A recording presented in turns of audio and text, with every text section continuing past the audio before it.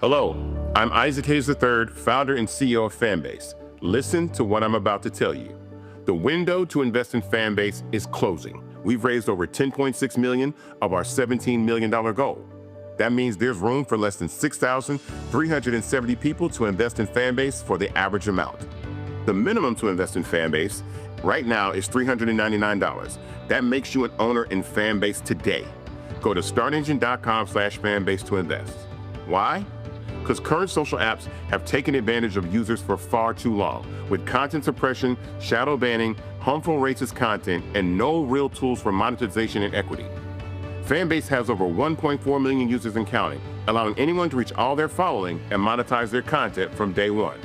Social media is the new TV, and whoever owns the apps that distribute that content have the opportunity to own potential billion-dollar companies. While big platforms with uncertain futures are failing to serve their users, Fanbase is stepping up to fill the gap. Don't wait until it's too late. Invest now, invest for yourself and your future. Go to startengine.com/fanbase and own the next generation of social media.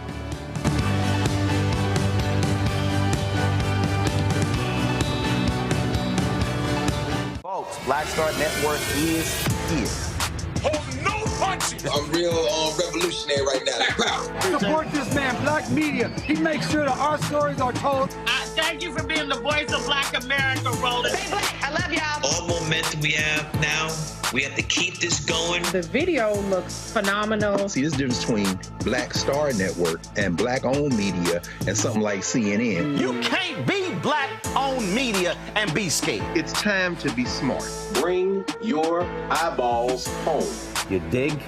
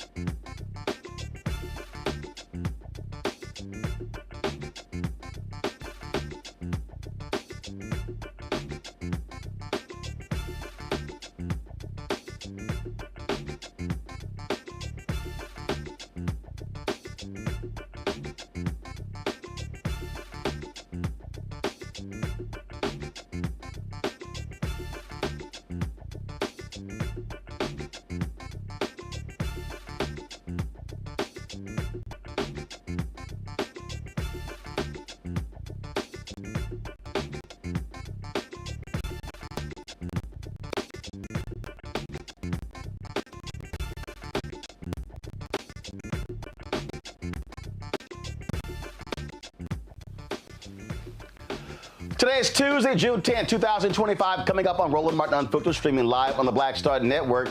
It's going to cost $134 million to send the military to Los Angeles to deal with the unrest there. It shows you how literally stupid this idea is.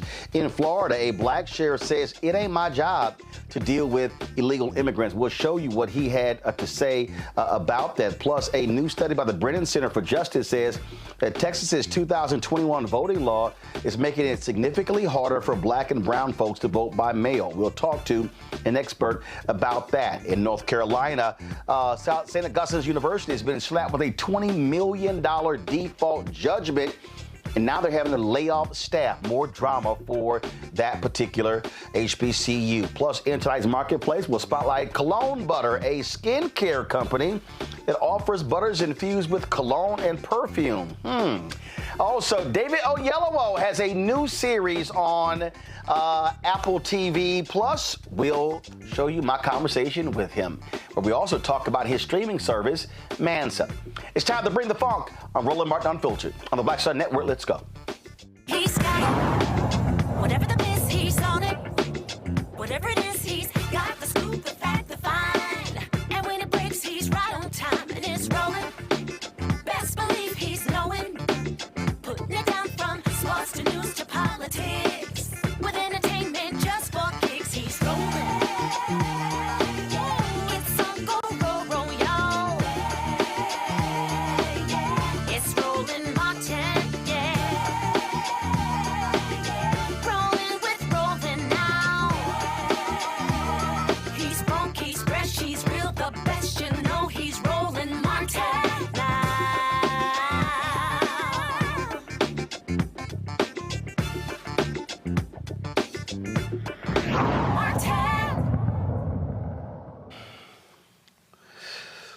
Folks, Donald Trump's decision to send military to California is going to cost American taxpayers $134 million. It is grossly unnecessary. It's a waste of money, but he's also spending about $100 million on his stupid parade, military parade. That's really about celebrating his birthday. It is not about celebrating 250 years of the United States Army. Now, there's a battle that continues to heat up between Governor Gavin Newsom, Attorney General Rob Bonta, and that fool sitting at 1600 Pennsylvania Avenue. First and foremost, Trump lied. He claims that he called the governor of California, couldn't get him on the phone. Nope. Newsom literally posted a screenshot of his caller ID on social media that shows that he is absolute lying. This is an unconstitutional move that he is making. Now, Governor Newsom has filed an emergency lawsuit against the Trump administration, arguing that the Trump attacks on California is a problem when it comes to states' rights. Yeah, that's real. So here is some discussion. Well, first of all, here is what this fool Pete Hegseth, of course, the Defense Secretary, told Congress today about this $134 million in troops now going to California.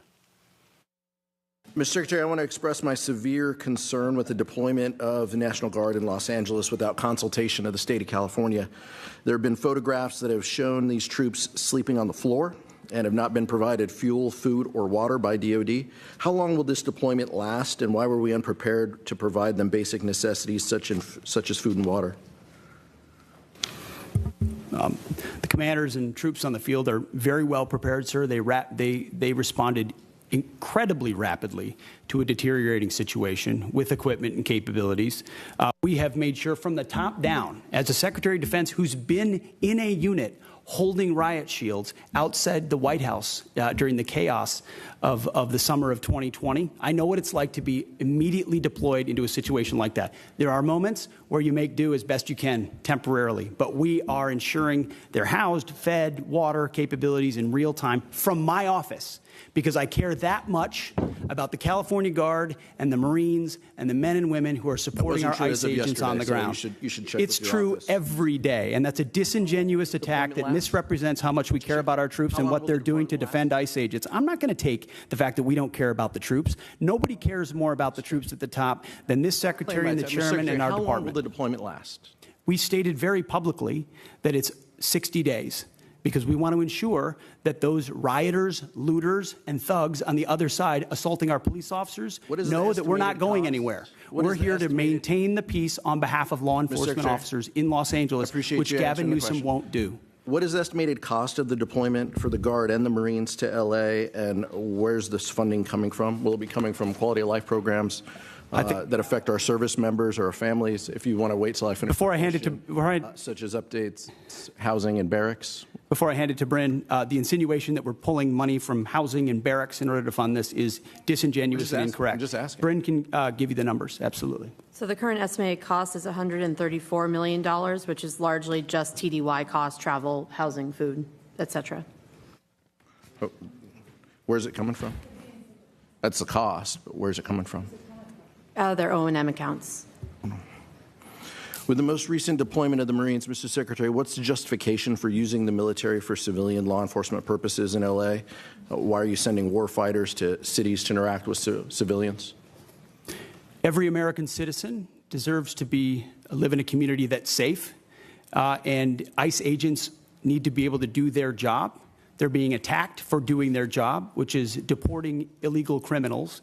That should happen in any city, Minneapolis or Los Angeles. And if they're attacked, that's lawless, and President Trump believes in law and order. So he has every authority, and he has done mobilizing National Guard or active duty troops under U.S. code to protect federal agents in their job, which is exactly what we're doing, and we're proud to do it. We're proud to do it. 10 U.S.C. of the U.S. Code 12406 as a legal basis that the President used cites 3 examples and circumstances for the Guard: invasion by a foreign nation, rebellion or dangerous rebellion against the authority of the government of the United States, or the President is unable with regular forces to execute the laws of the United States. Which authority is triggered here to justify the use? I don't know. You just read it yourself, and people can listen themselves, but it sounds like all 3 to me.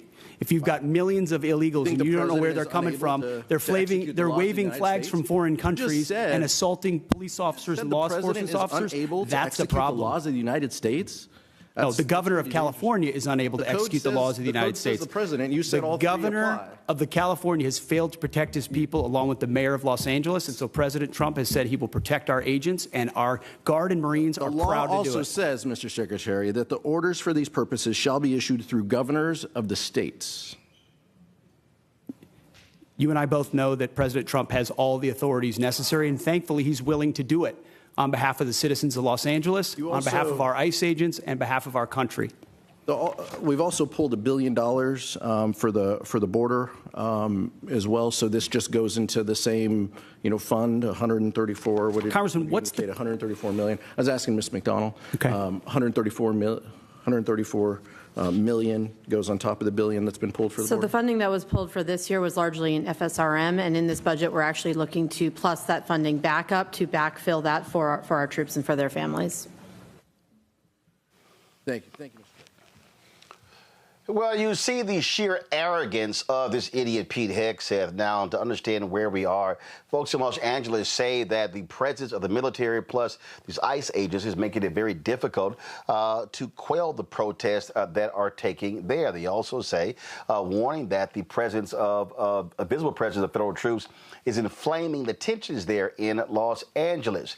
Now, U.S. District Judge Charles Breyer will decide whether to halt the deployment of the troops in the coming days due to this particular lawsuit. So lots of drama going on. Let's go to our panel. Dr. Mustafa Santiago Ali, former senior advisor for environmental justice at the EPA, joins us out of D.C. Dr. Larry Walker, associate professor, University of Central Florida, out of Orlando. Tyler McMillan, social justice leader and movement strategist out of D.C. What you have here, obviously, is an administration that wants to provoke this, Mustafa. You see Trump lying about Governor Gavin Newsom, lying about him not returning his phone calls. And so that's what we got going on here. And then you saw Pete Hegseth. He also was lying there. The law is the law. It is very clear when in terms of the authority when you are to send troops to states, it's a request from the governor. We all know that. In fact, we played it yesterday, control room, get the clip ready. Donald Trump even said it himself before. But see, they don't care. They will just change stuff at a heartbeat and go, oh, we can do it. It doesn't matter. Yeah, I mean, we're very clear. The beauty of this show The beauty of this network is, even a year before the election, we began to lay out for folks the things that you should be thinking about, that you should be concerned with, because, we had a blueprint from the first Trump administration, and we knew that they were going to, Trump 2.0, that they were going to turn it up. So now you see an individual who is trying as diligently as he possibly can to make sure that martial law is happening across our country, to be able to strip rights away from individuals. They have very little concern for the law when the law stops them from doing egregious types of actions. So we're seeing it continually playing out right here in front of us. And they will do anything that they can to fan the flames. And when they do that, then they try and justify bringing in individuals when we could be using that money to actually feed people or to house the unhoused. There are so many different things that we could be doing with that $134 million and the $100+ million for the parade that would actually benefit both our most vulnerable and people across our country. But they don't care, because what this is about is a television show, Larry. That's all this is. Donald Trump wants to present all of this like it's a big TV show. Yes, I have a show of force. And again, his actions are wrong. He knows it's illegal because he actually said it. Roll it. 4 years. I promised 4 years ago at the Republican convention, I'm going to restore law and order. And I have, country. except in Democrat-run cities. Look, we have laws. We have to go by the laws. We can't move in the National Guard. I can call insurrection, but there's no reason to ever do that, even in a Portland case. We can't call in the National Guard unless we're requested by a governor. Sounds pretty clear to me, Larry. Make its way into the lawsuit that's being filed by the governor. It's firsthand, hearing the president say to himself that he can't do what he's doing right now. And I think one of the things, Roland, and people watching this understand, we've talked about this for the last several months about Project 2025, and undoubtedly some of the things that were going to happen as relates to ICE and using other agencies to identify individuals they want to remove from the United States. This is not about democracy, Roland. This is about power. And people have to understand that. And so the only way you can obviously deal with this is protest. And so the president, once again, has said to himself that he shouldn't be able to simply send troops, use the National Guard in California without asking, make sure the governor is signed off on it. I think the other thing is interesting is from a historical perspective, Roland, is that we haven't really seen anything like this in terms of what the governor of a state is asking for and what the president provides since the 1960s as it relates to the civil rights movement. And we know that at that time, Black folks were fighting to be treated like citizens. So decades later, we're back in the same issue again, but this time it's obviously doing those who are, individuals who have come to this country, many of who are law-abiding and seeking for a better life. But once again, understand this is about power. This is not about democracy. The other challenge with this, Roland, is this will escalate, whether it's California or LA or another, state or city.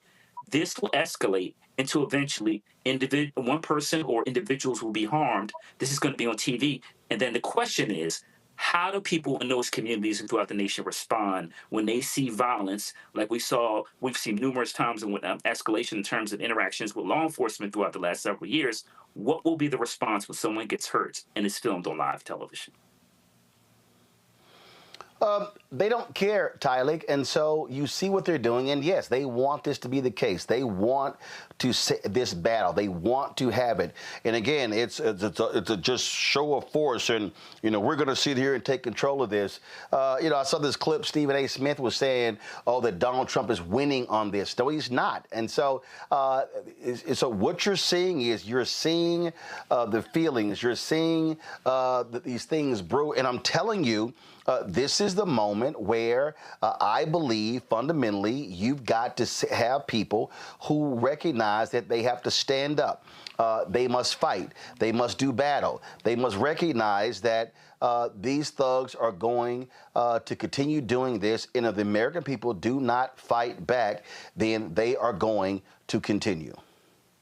Absolutely, Roland. And I think, history tells us this, that silence in the face of tyranny is complacency. But protest, especially protest that is rooted in love, is the heartbeat of our democracy. And it's the heartbeat of who we are as people, standing up to bigots and tyrants. And I think, it's a simple fact. It's a powerful demand that protesters are echoing across the world to stop criminalizing families, to stop caging our children, to stop using tax dollars to terrorize immigrant communities, because what we see here is not a mirror of strength, but it's a mirror of tyranny. And it's not law and order, but it's really lawlessness cloaked in a badge. And I want to be very clear on this, that this is just not about immigration policy. It's more about the right to dissent. It's about the right to gather, the right to raise our voices, the right to speak up, and without being brutalized or terrorized or labeled a domestic terrorist. I believe the First Amendment was not written for us to be comfortable, but it was written for us to protect the very uncomfortable truths to the ones that are in power. And I think, as you said before, now is the time not to be dismayed or to be comfortable or complacent, but now is the time to speak up and stand 10 toes down on what we believe in, standing up to a bigot and tyranny. And I hope people really understand what is going on here. I'm going to read for you, Mustafa. This is a comment. This was a very interesting comment here. So Christopher Rufo, who is the leader against CRT and woke and DI, all those different things. This is literally what he wrote on his Substack. And if you want to understand how demented these people are and really what their goal is, they still are mad. And I keep telling people, they still are angry and mad with what took place during the Black Lives Matter protests. This is what he wrote. At the same time, as we saw demonstrated in Portland, Oregon, during the George Floyd, he calls them riots, the agencies should dispatch unmarked vans to follow key agitators and snatch them from the streets while the media are not looking. The most effective riot control is to, I need everybody listening to me right now. This is Christopher Rufo. Conservatives love him. Ron DeSantis loves him. The most effective riot control is to take movement leaders off the field, infiltrate their networks, disrupt the flow of funding, and roll them up in federal investigations. Denying the left trained protest leaders now will create a strong precedent for the rest of the president's term. Christopher Rufo is calling for COINTELPRO 2.0. Well, they took their lessons from J. Edgar Hoover and the things that they did in relationship to the civil rights movement and the AIM movement, the Chicano movement, all these movements. So, now we're, 70 years past that, and they continue to understand that there is power in unity, that there is power also in us realizing that we don't have to have these types of egregious behaviors going on. Dr. King once said that a riot is the language of the unheard. And that's exactly what we see playing out. So they want to silence your voice. They want to make sure also that, they have the power to control voting, housing, transportation, all the things that are connected to resources. They want to make sure that they can strip those away. So if individuals can't speak out and talk about the disparate impacts that are happening, then they win. Now, that's why, and I've had these conversations with brothers and sisters over the last couple of days, that we have to be very conscious, right? I hear people saying, well, we don't need to get involved. And I remembered of that poem that says first they came for the Jews, right? And that I did not speak out because I was not a Jew. And then they came for the communists and I didn't speak out because I wasn't a communist. And then they came for the trade unionists and I did not speak out because I was not a trade unionist. You can go all the way down all these types of things that we currently have going on in our country and place those in. You know, I wasn't black, so I didn't say anything. I wasn't an LGBTQ member, so I didn't say anything. You know, I wasn't X, Y, or Z. So we have to understand this game that is being played, right? And the game has been well thought out. They have learned lessons from the past, and they understand how to strip your rights away. And that's what they are trying to play out right here on your screen. They said that the revolution will not be televised. Well, we're seeing right before our eyes how mothers are being taken from their children, you know, and how grandmothers are being caught up in this, and so many other folks. So yes, I understand that we have to take care of our community. I completely understand that. But we also have some responsibility to make sure that we're also living up to what Malcolm said. Malcolm once said, wrong is wrong no matter who does it or says it. So if we remember those words, we can also make sure that we are taking care of our community and strengthening and also understanding why strategic partnerships and alliances are so important when you're dealing with fascists who are trying to pit one against the other to be able to control. Those comments right there, Larry, by Christopher Rufo, this is what the right wants to do. They despise protesters. Now, they don't mind January 6th protesters. Donald Trump complains about, oh, these folks are attacking cops, but he had no problem pardoning those white domestic terrorists who did what they did on January 6th. And so what they're all saying is, hey, if you beat up cops for me, I will free you from prison. The rest of you who choose to protest, I'm throwing you in jail. Yeah, Roland, this is a huge contradiction. We all on January 6th watched, not just here in the United States, but people throughout the world watch what happened in terms of individuals brutalize law enforcement, break into the U.S. Capitol, trash it, hundreds of thousands of dollars, millions of dollars in terms of property. And we don't even talk about all the things that happen in Congressman Pelosi's office, et cetera. So we watched that international embarrassment. And here we are a few years later. You're right. Many of those insurrectionists have been pardoned.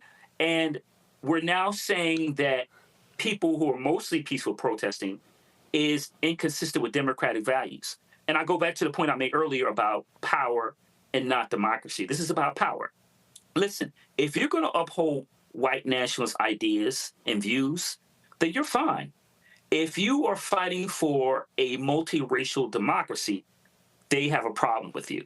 And Roland, you highlight some very important, and we continue to go back to Project 2025. That first administration was a dry run.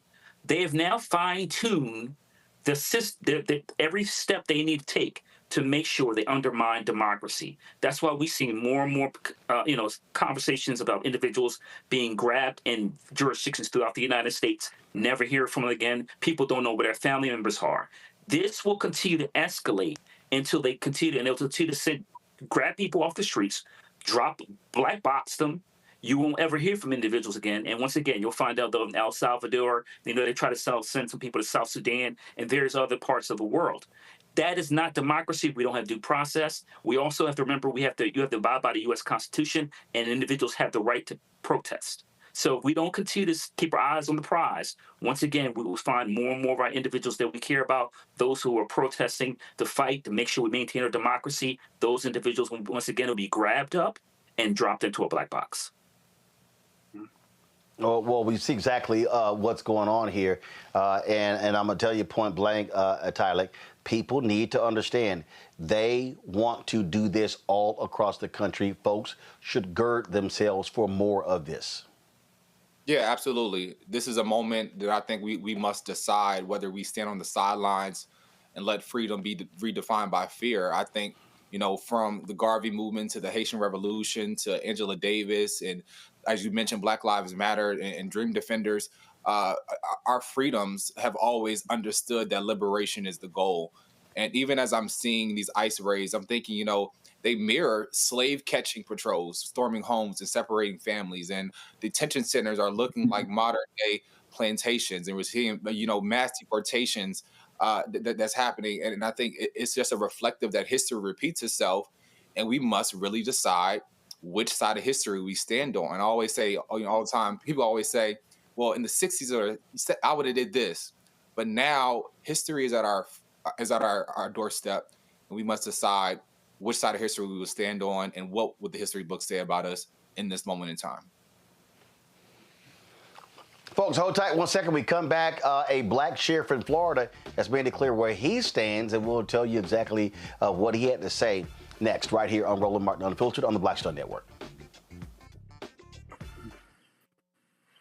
On the next Get Wealthy with me, Deborah Owens, have you ever had $1 million idea and wondered how to bring it to life? Well, it's all about turning problems into opportunities. On our next Get Wealthy, you'll learn of a woman who identified the overload bag syndrome, and now she's taking that money to the bank through global sales in major department stores. And I was just struggling with 2 or 3 bags on the train. And I looked around on the train and I said, you know what? There are a lot of women that are carrying two or 3 bags. That's right here on Get Wealthy, only on Black Star Network. This is Essence Atkins. What's the Love King of R&B, Raheem Devon. It's me, Sherry Shepard, and you know what you watch. You're watching Roland Martin Unfiltered.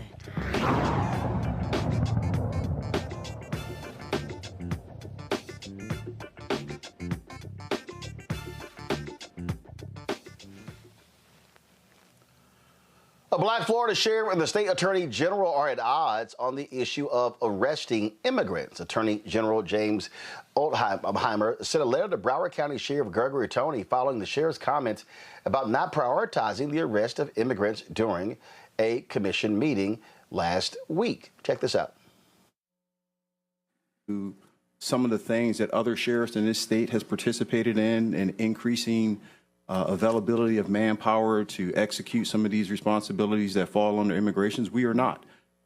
There has been a submittal of requests. The governor wanted to see all sheriffs participate in this one program, 287G, which was related to the inmate processing components, and we've always been in compliance with that.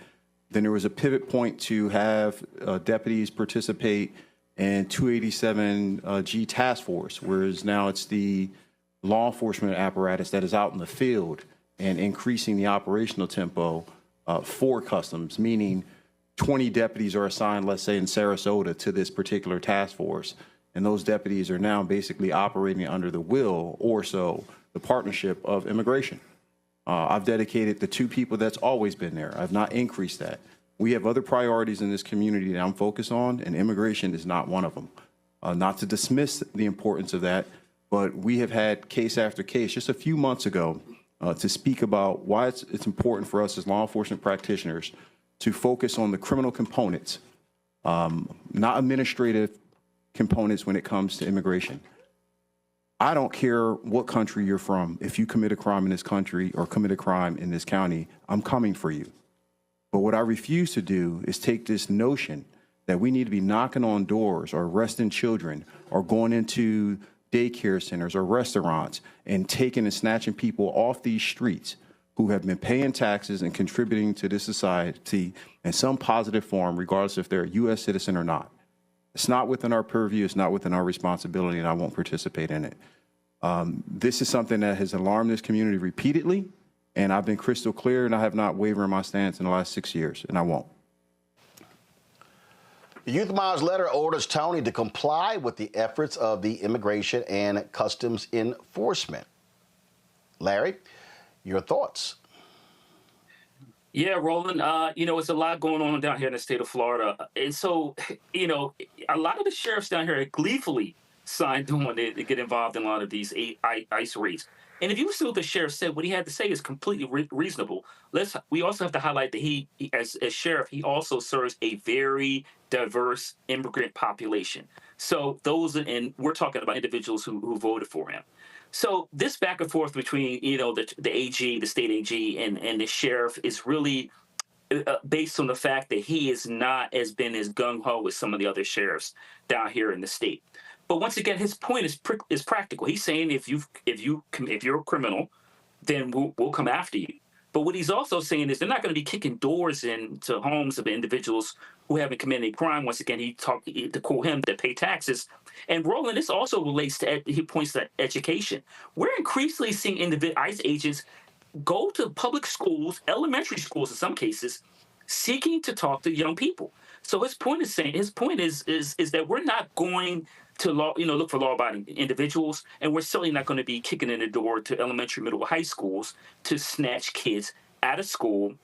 And then, like I said, I use the term black box in terms of the last segment. But he's just saying, what he's saying is practical. If you break the law, I'm coming after you. Otherwise, if you live in a community, you're being productive, I'm not going to bother you.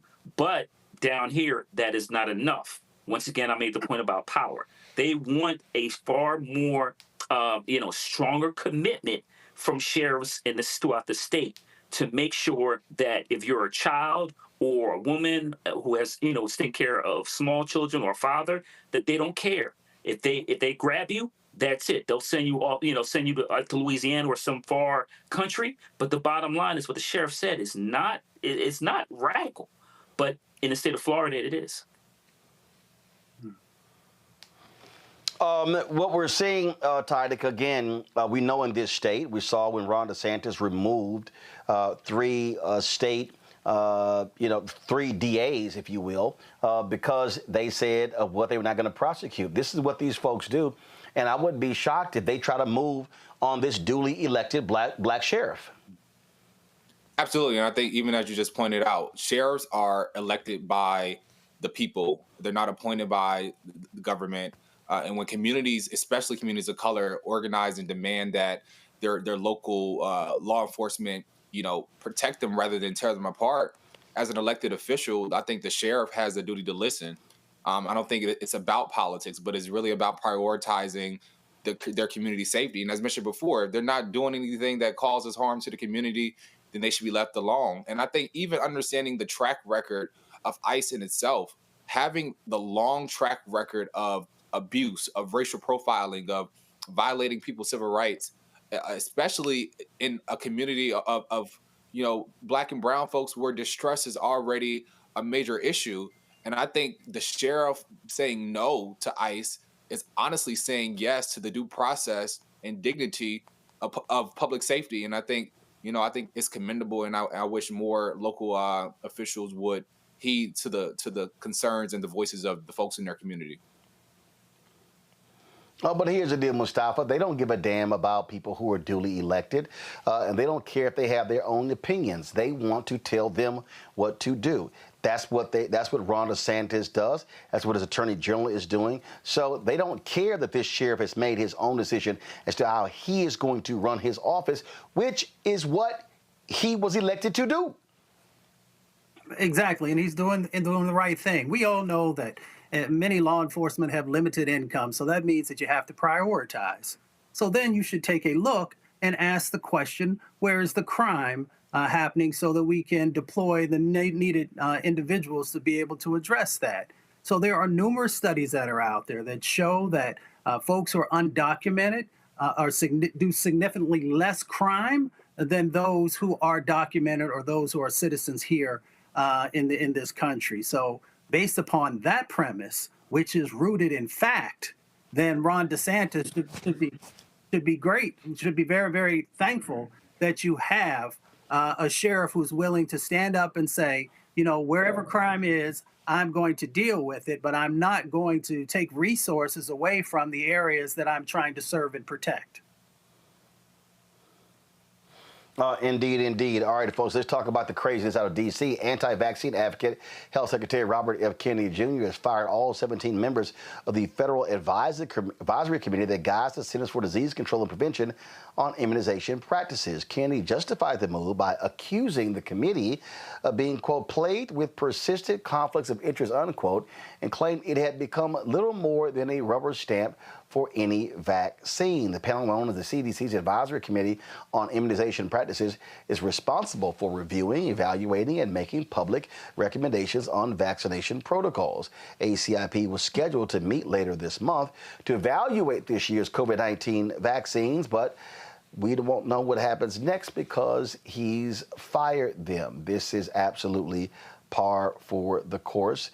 They don't care about experts. Kennedy thinks he is one. He absolutely is not one. He is not a doctor. He is not a scientist. He's a conspiracy theorist, Tyler.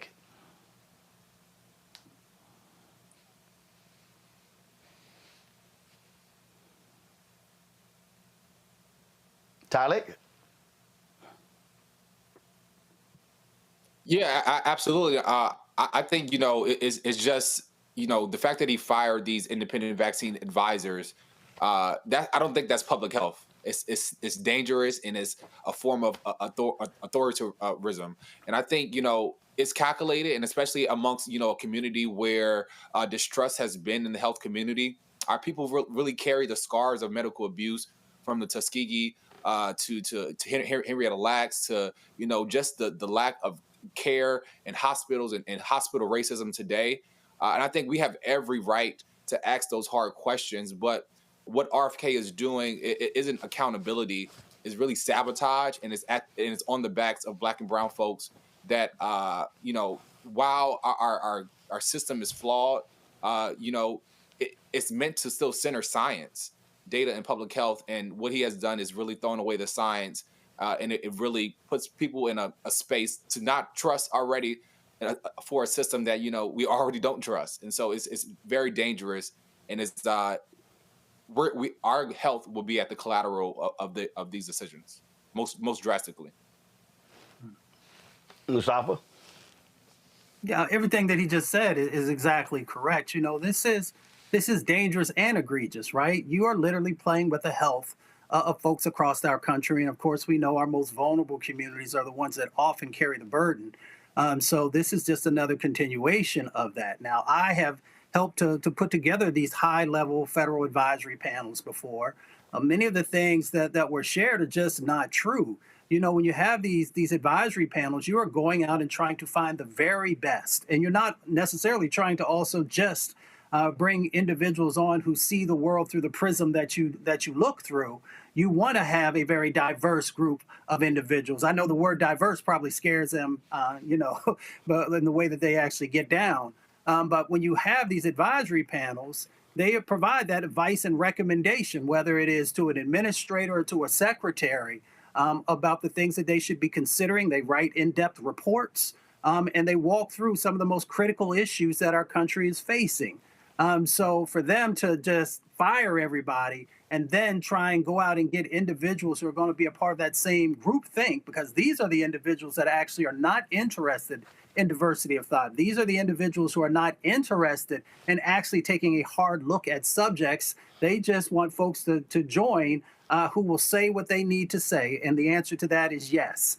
So we need to be very mindful of what is currently going on, and both the short-term and long-term impacts of not having the right individuals with medical background, as you said, with public health background, and what are the other categories that they may have who are helping to keep our country safer.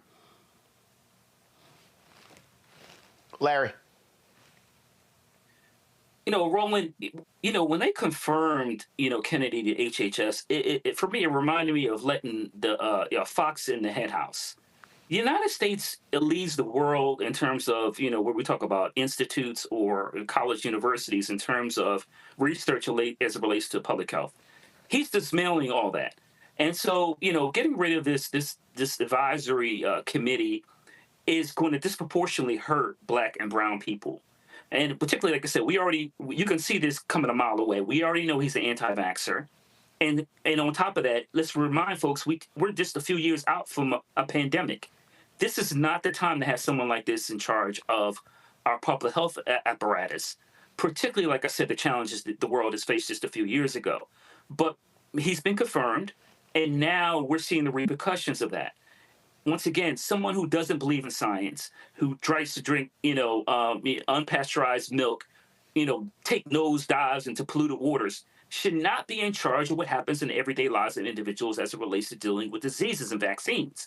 And what I worry about, Roland, is, and like I said, in terms of the world we live in today, it is very easily, we've saw these measles outbreaks we've had in Texas and other places over the last couple of months. It is very easily for situations like that. Once again, what about the flu and possibly COVID? Once the winter comes around, all these things can happen and have a tremendous impact on the lives of individuals, a lot of Americans. And once again, there is no guarantee that another pandemic or something similar cannot happen during this administration's time.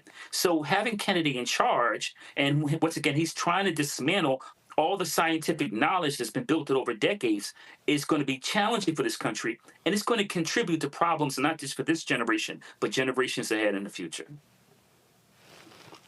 All right, folks, hold tight 1 second. I got to go to break. We come back more on the show. We'll talk about the drama, the troubles at St. Augustine's University.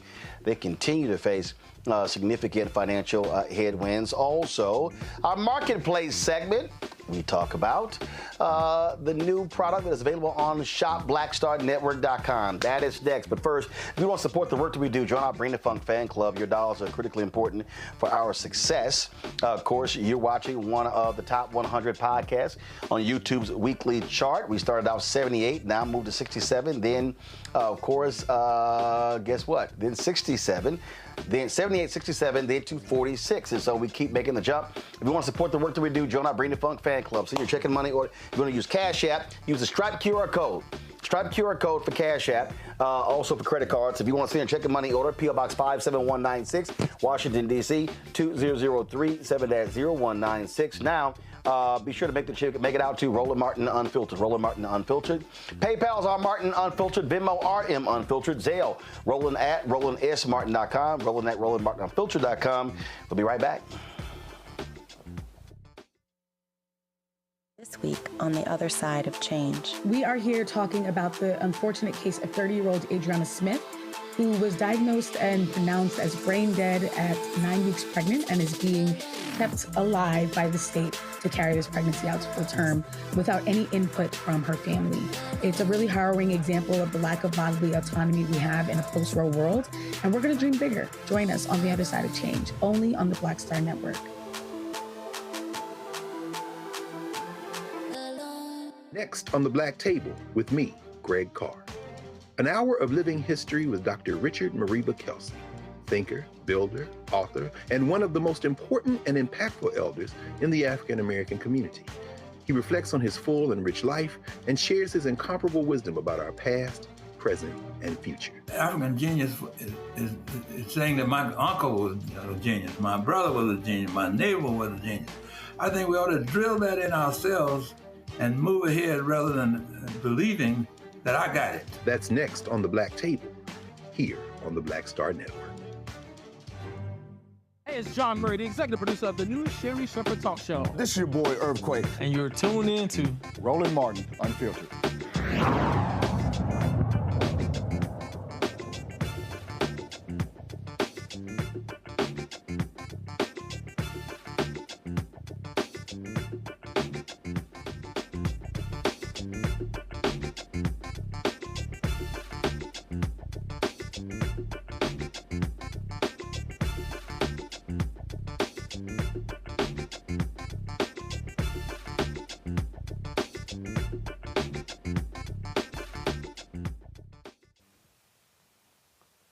A new study shows Texas's 2021 voting law making it harder for black and brown folks to vote, especially by mail. The law requiring an ID number to match precisely with your voter registration caused nearly 30,000 ballots to get tossed in the 2022 primaries, meaning almost 90% of those folks never got to vote at all. Many still have not returned to the ballot box. Kevin Morris is Senior Research Fellow at the Brennan Center's Democracy Program. Glad you are joining us. First and foremost, let's understand this here, Kevin. The Trump folk pulled out of the lawsuit in Texas over redistricting, saying that they basically said we didn't care that it was negatively impacting black and brown people. This is no shock here. This is the kind of stuff that Texas Republicans have been doing because Texas is a state that is 61% minority, yet 61% of the people that vote in Texas are white. Yeah, no, you're exactly right. We've seen, especially over the last 10, 12 years since the Supreme Court struck down a major part of the Voting Rights Act, that used to keep some of the behavior in Texas in check. We've seen them pass a number of bills that have made it more difficult for voters of color to cast their ballots and make their voices heard, from voter ID to what we're talking about this evening, the Texas SB1 that they passed in 2021 after, of course, all of the shenanigans around the 2020 election and the big lie. And remember, when those things were passed, they were angry that Donald Trump lost. He won Texas. He won Georgia. He won Florida. But they still changed their laws because they didn't want it to be close. I mean, we don't know exactly what was going on inside the minds of the legislators, but we can look at the data, and the data makes it very clear. What's that? Actually, I think we can. Again, we saw it. They kept talking about voter fraud, voter fraud, voter fraud. The Brennan Center has studied this. Numerous others. Voter fraud is virtually non-existent. And so it made no sense at all that these red states were changing their laws, but they actually fell for the okie doke, advancing Donald Trump's lies. The election was rigged. And so therefore, they went about changing these laws to actually make it harder for votes, because Republicans have even said if they actually can contract the vote, they stand a better chance at winning. They don't want everybody voting. Republicans have literally said that. No, I think, there is definitely an anti-democratic movement happening in the United States. After the 2020 election, we saw the biggest wave of restrictive voting legislation since we've seen probably since the end of Jim Crow. I'm sorry, since the end of Reconstruction in the 1800s. So there is something going on, and we absolutely know. We know the effects of these laws is that they make it more difficult for voters of color to make their voices heard. You were talking about the maps in Texas. Some of these maps have made it more difficult for the votes that are cast to be translated into political power, because they've been racially gerrymandered and kind of locked out of political power in some places. And a number of these have been struck down by the courts. And you're exactly right. Watching the Department of Justice walk away from some of these cases that were being brought over the last few years, it's extraordinarily troubling. Yeah, and so when you look at this vote in Texas, and again, we know how these other states, when these large states move, they follow. And so the problem is when they pass these laws, they're now enshrined into law, and it really is creating problems. And so what have people go, oh, I don't understand what the big problem is with a voter ID. The issue is not even a voter ID. It's all the things that they put in place that go along with the voter ID to actually drive people away and because they want to frustrate folks to make it hard to vote. They don't want to make it easier.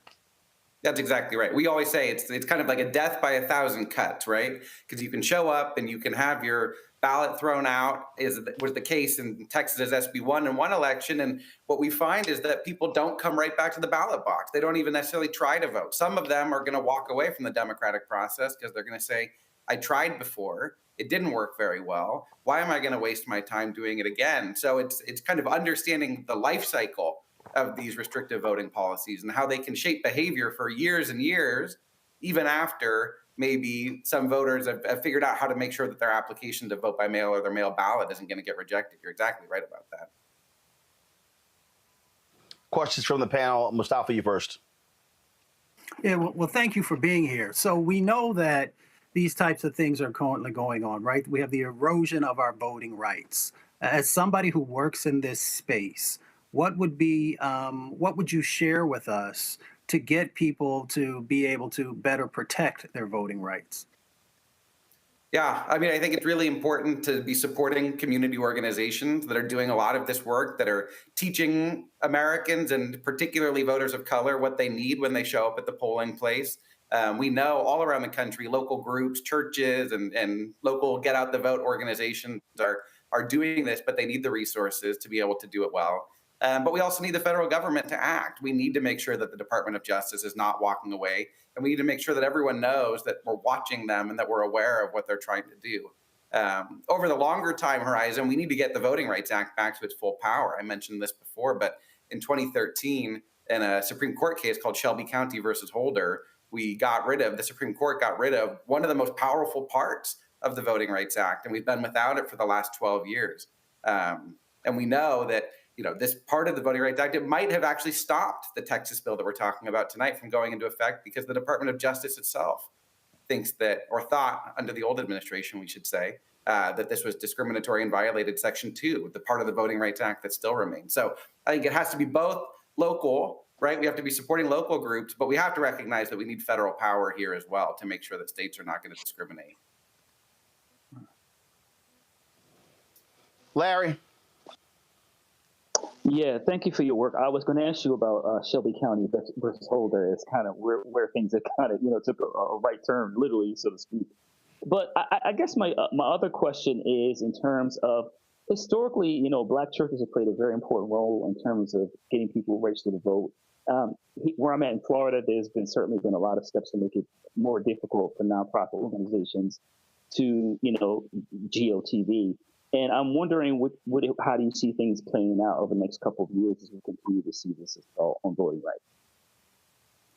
Yeah, we're watching. There are a couple of Supreme Court cases that are going to come out later this summer about redistricting and racial gerrymandering. Yeah, I will admit it is a little bit difficult to be optimistic about things right now, but I do, we're seeing some states pass state voting rights act, Virginia, New York, Connecticut. We've seen some states say the federal government's not going to introduce pre-clearance and make sure that laws are not going to be discriminatory before they go into effect, that we're going to take it into our own hands. So we are seeing some action on that front, which is encouraging. Some of the states that are maybe the worst actors are not necessarily going to be policing their own behavior. But I think, what comes out of the court's decisions this summer around redistricting are going to be important.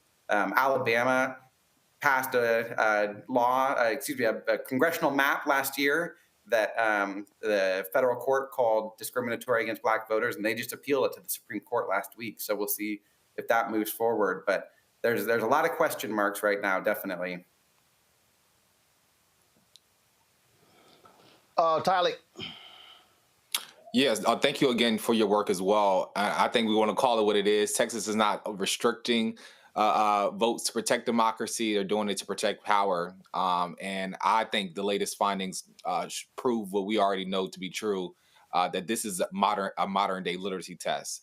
And, and coming from someone that's like for young people, especially first time voters and students, with those who without driver's license, this is targeted and strategic. What does your research show the drastic impact that this will have on first time and young voters?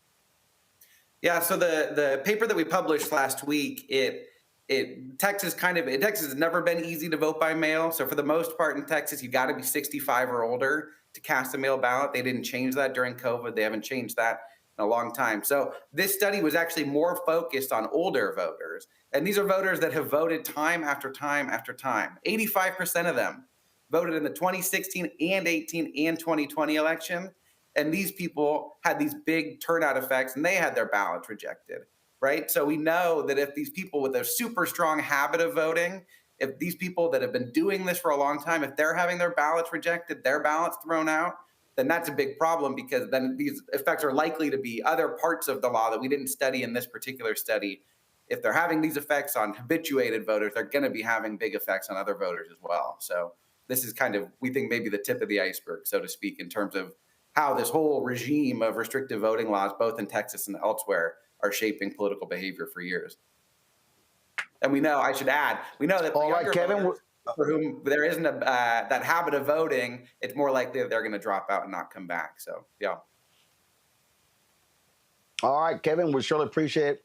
Thanks a bunch. Keep up the good work. Great. Thanks so much for having me on. Thank you. Folks, let's now talk about the drama taking place at St. Augustine's University. The financial troubles continue, folks. A Wake County judge has ordered the H.B.C.U. to pay more than $20 million to SBA Connect after the school failed to defend itself in court. How stupid is that? If you are St. Augustine's, you should be firing your law firm. You should be firing the people who oversee the law firm. Everybody in the world knows you don't get sued and not respond.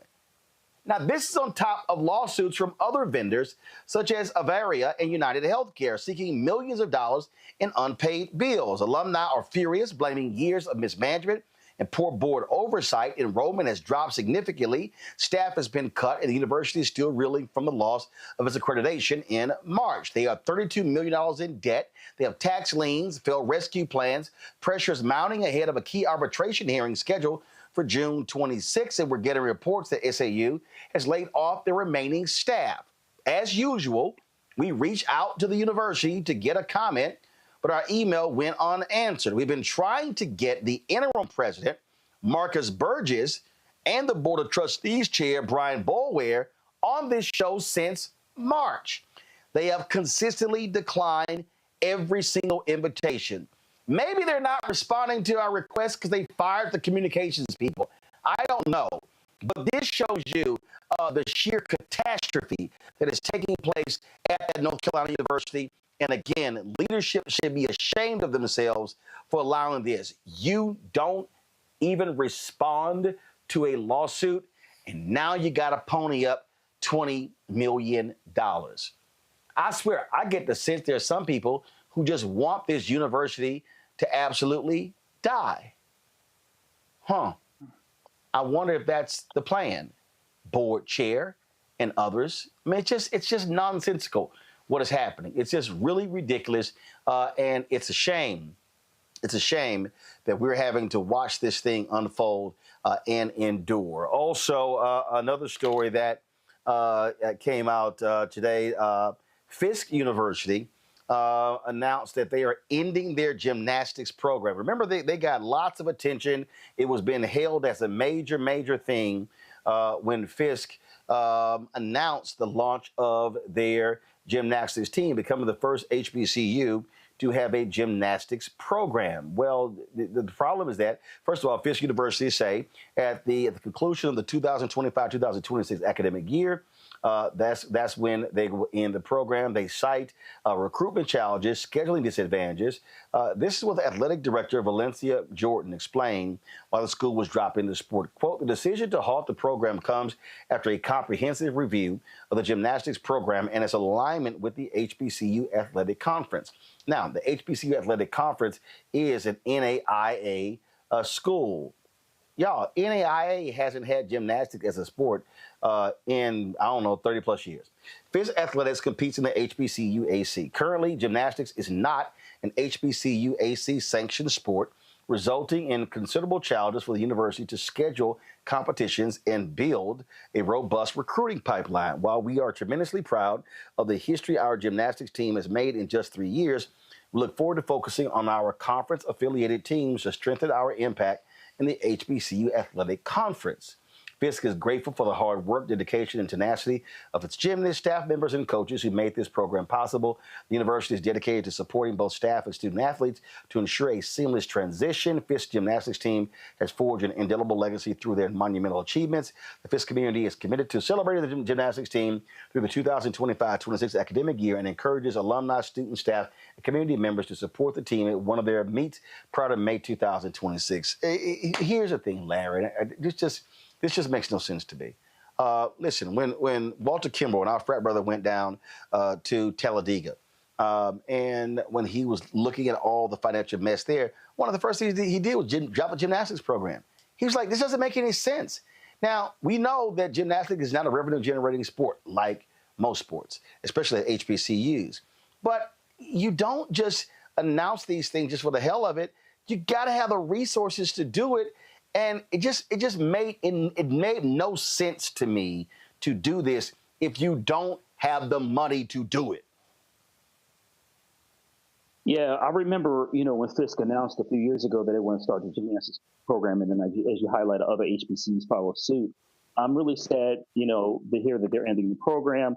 You're right, Roland. It takes a lot of money and resources, travel to make sure they have a place to practice, et cetera. And, I know a lot of very proud Fisk alum who are, upset about this decision. But once again, this is a resource gap that HBCUs and PWIs, that's been going on for decades. We know the Fisk is a renowned academic institution, Jubilee Singers, among other, renowned alum and historical figures. So I think it's very difficult to have a gymnastics program, once again, for a small institution. Hopefully, down the line, once they've grown a little bit more, that they can maybe bring the gymnastics program back. But this is certainly a blow. And as you say, you talk about Talladega and some other institutions who tried to start a gymnastics program. Once again, it takes considerable resources. I know that, if there's an important like Title IX to make sure you have, gender equity in terms of sports. But once again, it's difficult for certain sports that don't generate a great deal of revenue, particularly for small institutions, to make sure that they continue to run for years. Well, I'm sorry, Mustafa. I mean, at the end of the day, listen, there are things that you can't afford. This is one of them. Don't launch programs that you're going to have to shut down. I'm sorry. Listen, just like when I was talking to people at St. Augustine's, you know what they told me? They said their financial issues were exacerbated when they brought the football team back. If you're St. Augustine's, you can't afford a football team, so stop it. Stop it. I mean, I hear what you're saying. First of all, thank you and congratulations to the sisters who are there with the gymnastics team. I'm a former athlete, college athlete. I had to make some decisions about what college I was going to go to, both on the academic side and the athletic side. And I looked at the sustainability of programs, to find out how long they've been there, what the resources look like, all those types of things. But it's really about, the folks who are making the decisions, whether from the president to the athletic director to all these individuals, about, are you serious about whatever program that you are starting, or the ones that you are thinking about phasing out, and what does that look like? So for me, Roland, I think the most important part is if you are going to create a program, you should have, a strategic plan over the next 5 to 10 years about how you're going to fund it, how are you going to attract the right athletes, how is it going to grow? And if you can't do that, then you probably shouldn't be entering into that space because you, as an administrator, have not done the work. And you're bringing in athletes and then their lives become disrupted because of decisions that other people have made. Yep, Tyler, that's just my whole deal. If you ain't got it, don't do it. And there's nothing wrong with that, because it's worse, I think, when you start something and now you got to shut it down and all these hopes. I mean, you didn't even complete, frankly, one class. And I just think it's so unfortunate. And again, when I was talking to Walter Kimbrough, there was a young woman who was a gymnast at Talladega. They simply could not afford it. She transferred to a major school. He said how great she was doing. And it is what it is. Sometimes you can't do everything. That's true, Roland. But I will also say, HBCUs have a long history of doing less, with just a little. For generations, and I think when we think about but you can't. No, but you can't. I mean, hold on. I know why we say that, but we've got to actually stop that. It's some shit you can't afford. I'm sorry. There's a difference between doing less with more and having nothing. I get that, but when you have a gymnastic program that nobody else in your conference has a program. So that means that you are traveling much further places. You're having to go to meets. Now your travel budget is high. Listen, we had the guy on the show who's trying to start an ice hockey team at Tennessee State, the first program. Dude said, these are facts. He said, if they're going to have to raise $5 million. Bruh, do you know what the total Tennessee State athletic budget is? Again, he said they got to raise $5 million in order to have an ice hockey team. It's $15 million for all of Tennessee State's sports programs. All. So I'm like, you're going to have an ice hockey team. You got to raise $5 million. But the total budget for all of the Tennessee State sports is $15 million. I don't see how that's happened unless you have a major benefactor who is going to personally fund that program. If you can pull that off, go right ahead. To me, if you can't, you don't start these programs. Yeah, absolutely. Go ahead.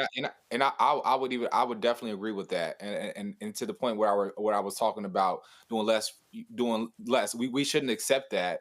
But now we have seen a predicament where, you know, it didn't work out. The school was already starving and now struggling to eat and having to cut off, you know, different programs. And I think it's almost the same thing that we're seeing at, you know, St. Aug.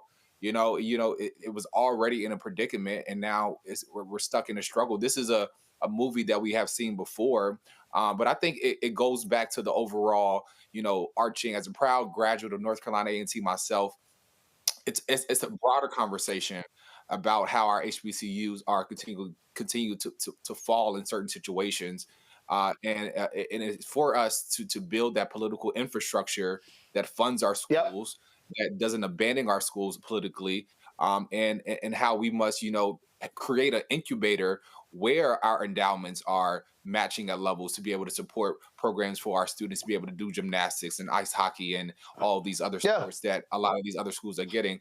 But, you know, we just have to put ourselves in position politically, financially, to do it. No, but actually they're not, because a lot of the programs, they know what they also can and cannot afford. I'm just being straight up. It's just tomorrow. It's just sometimes you got to say, you know what? We can't afford that program, so we're not even going to launch it. Folks, hold tight 1 second. We come back. Time for our Shop Black Star Network Marketplace segment. You're watching Roland Martin Unfiltered on the Black Star Network.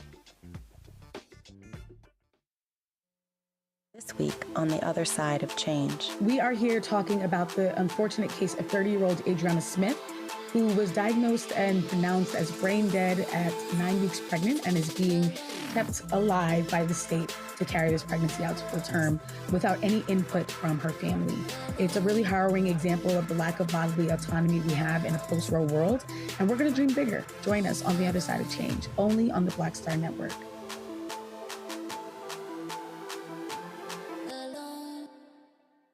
Carl Payne pretending to be Roland Martin. Holla! You ain't got to wear black and gold every damn place, okay? Ooh, I'm an alpha, yay. All right, you're 58 years old. It's over. And you are now watching Roland Martin Unfiltered. Uncut, unplugged, and undamn believable.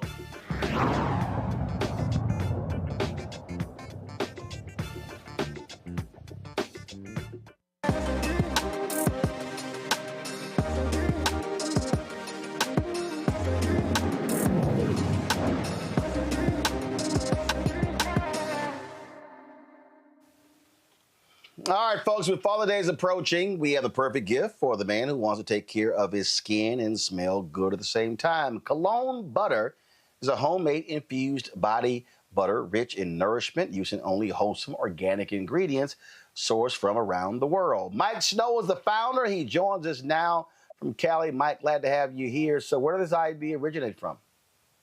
Thank you. Thank you for having me. So I just love body butters. I get really ashy. So a lot of body butters on the market. You know, they smell like strawberries or mango. And I just don't want to smell like that. So I started mixing in my colognes into just no-scented body butters. And I like really peculiar, interesting, unique scents. And people always ask me, what am I wearing? So I said, let me come up with my own formulas, mix it in some body butters, and put it on the market to see if it sells. And I take it it's been selling. Yeah, so it's been about 1.5 years, and I went to Essence last year. That was like my first event for the brand, and also my first time at Essence. And I sold out pretty much the first day. And I said, I think I'm on to something.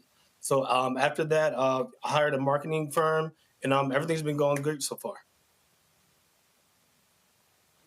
Well, I think one of the things that jumps out at me, I mean, first of all, you're right. I mean, when you're shopping mango, kiwi, it's like, y'all got anything else different? So do you use existing colognes? Huh? No. So I work with a chemist. So I tell him exactly what I want. I want cedarwood. I want ouds. I want Bulgarian rose. And then he sends me all of these samples, and then we tweak it. And then that's how I come up with my own particular scents. Gotcha. So when you're rolling these things out, did you run it by some other some frat brothers, homeboys, brothers, church members, and you were like, "Yo, can y'all check out my body butter products?" And what was their response? Would they say, "Sure, Mike, we good," or, "Bro, what's wrong with you?" For sure. So my first customers, my first testers were my friends, immediate friends here in LA. And every kind of launch I do, I send it to my family. I send it to my mom and my dad. And I'm like, can you guys throw a little party, ask the cousins, ask the uncles, and get everyone's opinion? And then, I might send about 20 different samples. And then from that 20, we might roll out with like 5 or 6. I never have a real specific number of how many I want to send out. Like, I have to send out 10. It's basically just like, okay, if it's 3, then we do the 3. If it's 7, we do 7, and we just kind of go from there. Gotcha. All right, let's go questions from my panel. Let's see between Mustafa, Larry, and Tylik, who probably is a body butter dude. Let's see here. I think Mustafa, you may win out on this one. Okay, well, we'll unpack that at another time. But well, first of all, congratulations on the success of the business so far. I love to see Black businesses thrive. I'm curious, what's your projections look like as you're moving forward over the next 3 years? Where do you hope to be, and how do you plan to get there? Sure. So I've gone back and forth, just staying e-commerce and going into stores. So the first, I would say 5 years, I do want to kind of stay just on e-commerce, really get a good foundation with the brand before I start looking at retailers. I just want to have a really strong foundation. And then from there, I will like to have the conversations with some big box stores because I want to grow organically. If you grow too fast, sometimes it's not a good thing.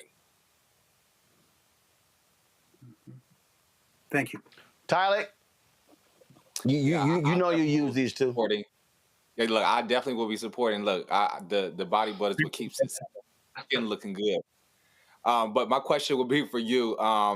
What advice would you give for other young Black entrepreneurs also trying to break into the industry, into different spaces with their ideas? For sure. My motto is, you never know until you try. And, this was just a thought I had. And, just friends and family just encouraged me to like, okay, give it a shot. And, you really never know until you try. And, my motto also is that, launch and perfect it later. And when I first launched the brand, I didn't really like the label too much. The lid, wasn't right. And, I said, I'm going to launch it. And then, the public will tell you, their opinions, like, I don't like this or I like that. And you don't change every single thing about it just because people have opinions. But, if you hear from, a consensus of people, perhaps it's something that you should change. And, no product is perfect. And, every product can use improvement. So I say just launch it. Go out there and launch it. You never know until you try. Larry.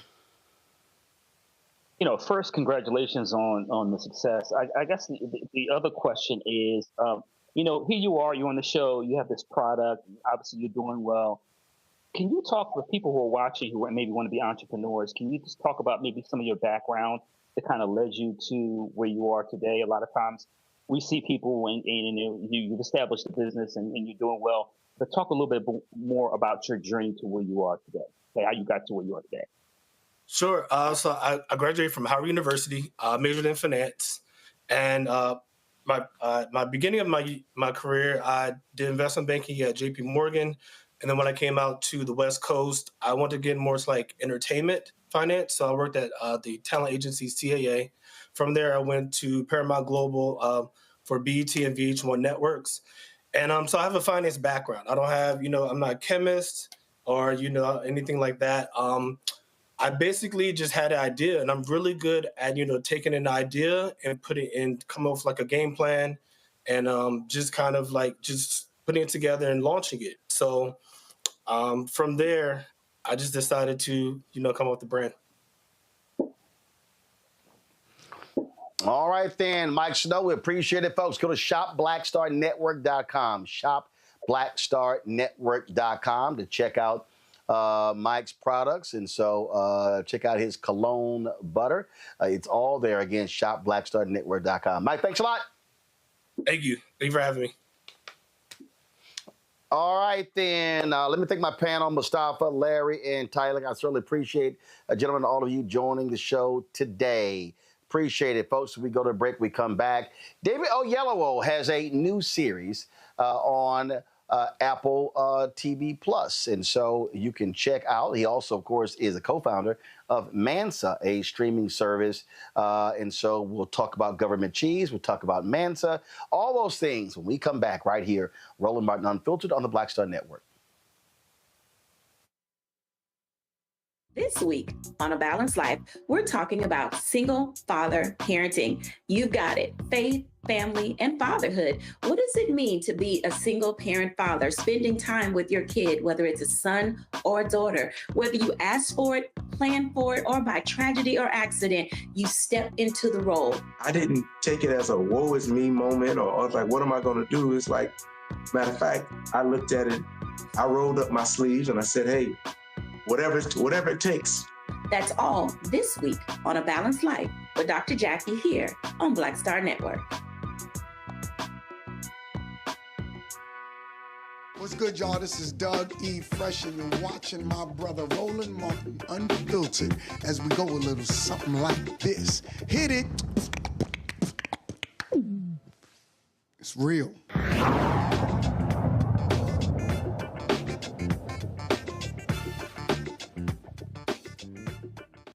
David, glad to see you. Hope all is well in your world. It is. Great to see you again, Roland.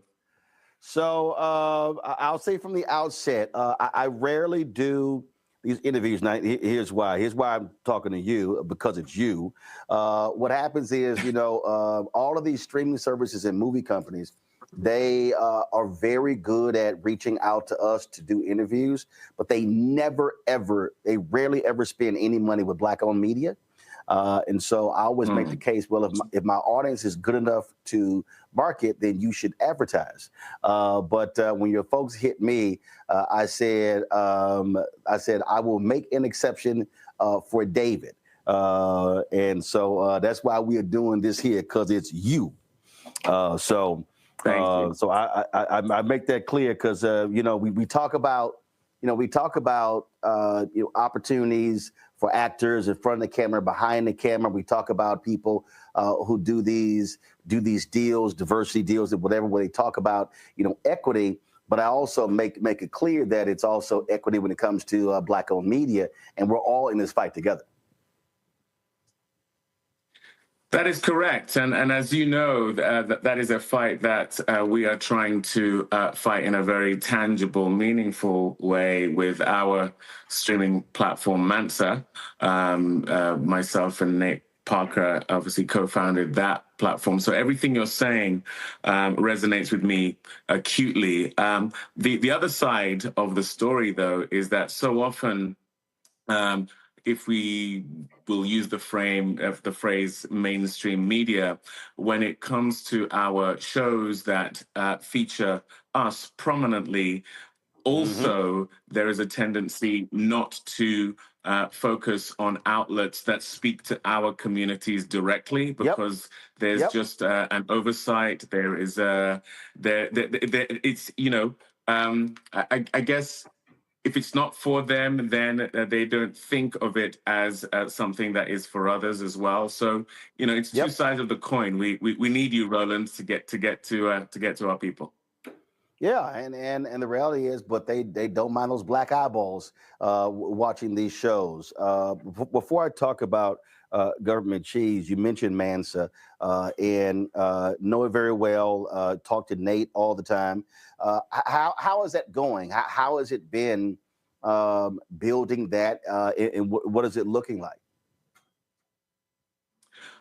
It's going well. At the moment, as a Black-owned streaming platform, as a Black-owned media company, as a Black-owned anything, to be perfectly frank, at the moment, to still be here is a victory in and of itself, considering all the performative promises that were made to support what we're trying to build that have all not surprisingly evaporated. And as we can see that with what's happening culturally, politically, educationally, us being able to disseminate information to our communities is something that other political factions deem intimidating, dangerous, fear-inducing, and so there's real energy around cutting those cords and disenfranchising us further, in my opinion. So the fact that we are here, the fact that we are building, the fact that we are evolving, the fact that we are growing is a testament to our tenacity and the engagement of our audience. Oh, absolutely. And when you talk about creating a space of opportunity, and we also understand Black consumers are hugely important. Tubi has blown up because they targeted Black content creators because they wanted that Black audience. You can go all the way back when Fox was created. They built that on In Living Color, Rock, Black shows like that. We could talk about the CW. So because African Americans watch TV more than anybody else. But what then happens when these networks blow up, then all of a sudden Black people disappear. And so the importance of what Mansa is doing, no different than what I'm doing with my Black Star Network, is creating the space to say, no, when we are the deciders of what gets greenlit. That's the whole key there. I don't have to go ask somebody permission. Can I please do this show? I own it, so I can just have to do it myself. And that's where the power lies. I think there's energy and intention around it being very difficult for us to own the pipes through which we communicate, not just with our own communities, but globally speaking.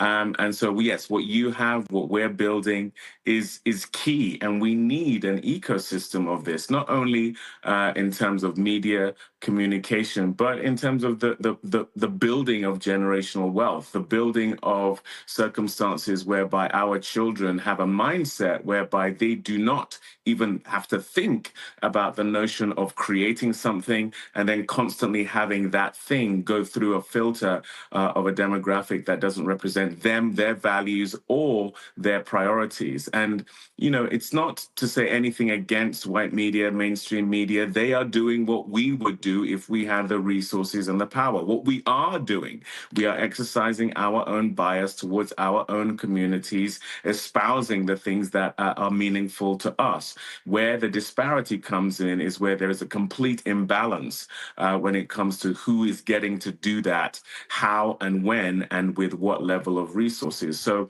you know, to create a genuine ecosystem of equality whereby several different voices and strata within society are getting to espouse their biases, their values, what is priorities to them, I think is what a healthy country and community looks like.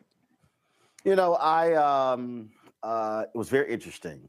When Selma came out, there were people critical of you playing Dr. King. And I watched the documentary that your wife did in the making of that. And I was already familiar with the backstory. I was there in Santa Barbara when Oprah had the big screening. I was there in New York with her and Ava and all of you. And the thing that it really ticked me off when people were saying all of that. The reality is this here. Numerous people had tried to make that movie. There were some other directors who were Black who said, I can't make this movie for the budget you're putting out there. And the reality is Selma does not get made without you. And you've made that clear as well. And I think people need to understand that. People need to understand that when an individual puts it all on the line, it's easy to sit here and Monday morning quarterback and say, there should have been an American actor who did this. Well, the reality is a Black American actor didn't actually make it happen. And I think people need to understand that reality. That's how Selma got made, because of, frankly, what you did in terms of just pushing and prodding and frankly, hitting folks over the side of the head. Well, I appreciate that, Roland. Yes, that's the reality of the situation. But I do also understand the frustration. There are so many people who came before me who couldn't get Selma made, who couldn't get Bass Reeves made, who couldn't get a show like Government Cheese made. There are a plethora of reasons why I think there is divinity around my ability to help get Selma made. I felt called to do it. It's the thing that gave me energy every day through those 7 years of trying to get it made. I'm not saying I'm special, but I did feel called to it, and thankfully it came to fruition. There are many others who are doing things that feel divine and that they are divinely called to do. I look at Ryan Coogler and what he's achieving in his collaborations with Michael B. Jordan. There are many who have come before who were not able to ascend to the level these brothers are enabled to do. Denzel Washington has talked endlessly about standing on the shoulders of Sidney Poitier. There are many of us who stand on the shoulders of those who have dug ground, planted seed that we are the beneficiaries of in terms of being part of the germination of that seed. So I'm very, very clear that it wasn't just me. I am standing on shoulders. I am the beneficiary of other people's hard work as well. But I think the conversation tends to end up with this fairly simplistic view as to who is being afforded the opportunities. I really urge people to look at the history of the marginalization of us as Black people. It is rooted in a divide and conquer mentality. It is rooted in plantation politics. It serves only those who are against us to have us infighting over not only the things that we are challenged by, but also our achievements. If we are scratching in the ground for scraps that are at times imagined as opposed to real, it doesn't give us the opportunity to see what is ours for the taking and how us coming together enables us to achieve those things that we feel like can be unattainable. This film doesn't get made without Ava, who I met because of the work she was already putting in. She had done a film that she had put $50,000 into, which led to her being able to do the film that I did with her, Middle of Nowhere, which is what gave me the juice to go to the production company, the finances, to say she should be the one to direct Selma. Of course, we know what Oprah Winfrey had been doing over the last 30 years. She was the one who brought myself and Ava the credibility to get Selma made. So it was that triumvirate of the three of us that helped get it made. It was not just me. It was not just a Black Brit, so to speak. There was a lot of African-American energy that went into that happening. And I think there is a beautiful example of how, despite the fact that divisions have been placed between us as Africans and African-Americans, when we come together, beautiful things can manifest, because that was always the design. This division between us was imposed upon us. If we now start taking ownership of it, we only play into their politics, their industrial complex of the destruction of us. If we don't recognize that, to circumvent that, we need to come together to create the things that we want to see. You mentioned Ryan Coogler, Michael B. Jordan, obviously Chadwick Boseman was a part of that before he became an ancestor. You, Nate Parker, what you just laid out. There's just the value of partnership. The value, we always talking about, man, if we could just get our folk together on the same page. I always say, well, listen, there's no such thing as a consensus meeting. The real consensus is if I can find one or two or three other people who say, hey, I'm down with it, let's go together, and what you and Nate are doing as well. And so as you move in front of the camera, behind the camera, on the business side as well, how valuable is that for you to understand connecting with like-minded people and saying, hey, we can do a lot more together than trying to do this thing in silos? It is the only way we are going to survive. Systems of oppression were designed to keep us apart. I go back to plantation politics. I go back to I go to colonization. The only way colonization can take root is if you're going into communities and societies, deconstructing them in order to make them weak, and then pretending like you are the one that has made them whole again. For us, you look at other communities where their dollar stays within the community long enough for them to build generational wealth. The only way that happens is they've made an intentional decision to come together and build something together. These systems of oppression have deliberately come in and created a historical, societal, communal acceptance of the fact that we are going to be crabs in a barrel. And that is just not going to work. So a lot of my energy is around bringing brothers specifically together, because I do think there's been an intentional effort to keep Black men apart. You only have to look at a time where it was literally illegal for 3 or more of us to be in a group on a sidewalk. There's a reason why that was deemed illegal, because they know there's power in it. So when we recognize that, coming together should be the thing that we are focused on, because, as I say, that's how we build. A lot of people ask me this question. They say, man, where do you get your boldness from? And I sort of laugh at that. You have not been afraid to call Hollywood out, to talk about, I mean, here we are 5 years after the murder of George Floyd, and we're seeing from the federal government with the twice impeached, criminally convicted felon in chief, trashing DEI, corporations, Hollywood, I mean, you name it. And you have not shied away from that. I'm sure others have said, David, listen, bro, I mean, things are going well for you. You don't have to bring those things up, but you are willing to say it. You talked about colonization, the niceties in the UK compared to the United States. I'll just ask, why be that bold as opposed to, shh, just take the roles, make your money, and keep it moving? I think I dropped out for a moment there. Can you ask that question again? Yeah, you've been quite bold and forthright in your criticism of Hollywood, performative actions. 5 years after the death of George Floyd, we have seen the massive attacks on DEI, woke. We've seen companies pull back, Hollywood pull back.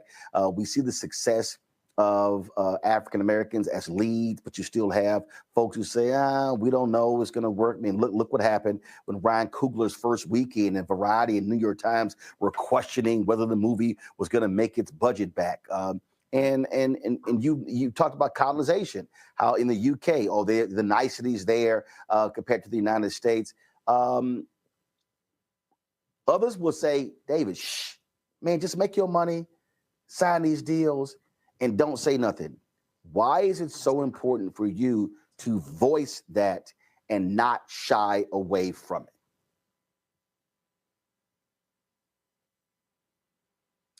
it? Can you hear me, by the way, Roland? Yes, I can hear you. We got you. Yeah. Yes. Right. Well, the reason why being quiet about these things is for me a non-issue. I don't even think about it. Is that knowledge is power, and at the end of the day, I personally try to move through the world from a place of faith rather than fear. I think faith is creative, it is regenerative. Fear is erosive and crippling. And I have found that has personally stood me in good stead. It's also one of the drivers for systems of oppression. The very thing they try to engender in us is fear. Fear of the loss of life, fear of the loss of being able to feed your family, fear in every form. And I truly believe if you're not part of the solution, you're part of the problem. I don't think any of what we're talking about gets solved if you're not sharing the knowledge, especially as you gain notoriety, as you go to these rooms and see what's actually going, and you don't share that knowledge. You don't not only leave the door open for those coming behind you, but you blow the hinges of that door, and you know what? More importantly, build your own house. And none of that happens if you're operating from fear. I love the fact that you and your wife formed your own production company to call your own shots, to put together your own projects. How did Government Cheese come about? Government Cheese came about in the same way a lot of our projects happen, which is that necessity is the mother of invention. And in many ways, that's what Government Cheese is about. I became a producer not because that was an aspiration of mine. I did everything I could to get Selma made, came to the end of that coming to fruition and realized, oh my gosh, that was producing. Basically, you have a project you're passionate about and you do anything and everything you can to bring it to fruition.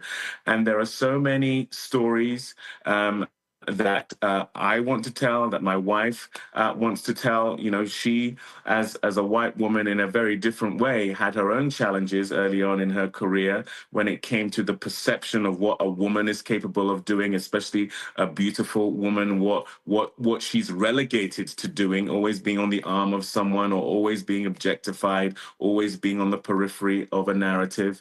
And I found a lot of the same things being a Black man. And so not only with our union as husband and wife, but as business partners, we basically wanted to create an environment whereby we could build the kind of projects we would want to be in and that we wanted to see in the world, but also create opportunities for others who are dealing with the same challenges we were to be able to get their stories told, because we recognize it is one of the most powerful mediums in the world. We think of the stories we tell as engines of empathy that break down prejudice. And so Government Cheese came about because the wonderful Paul Hunter approached me with a short film script.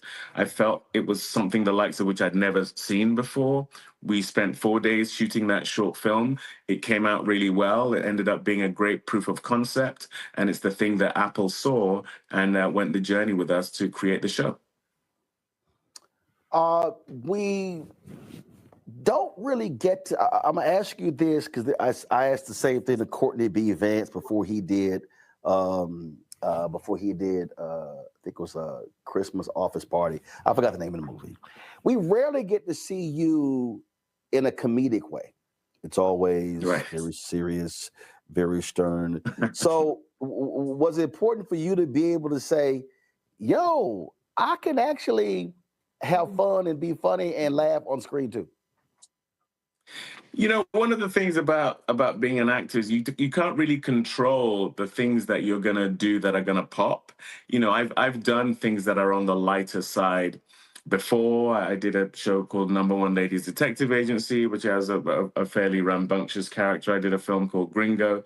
I did a film called Role Play recently, which was also a kind of a action comedy. But like I say, you can never really control what is going to get to a Selma level notoriety for the public, or Bass Reeves, or, you know, the films I've done that have, as you say, had a more stoic character, been more dramatic in feel. So comedy has always been something I've loved to do. I've done it a fair bit on stage as well.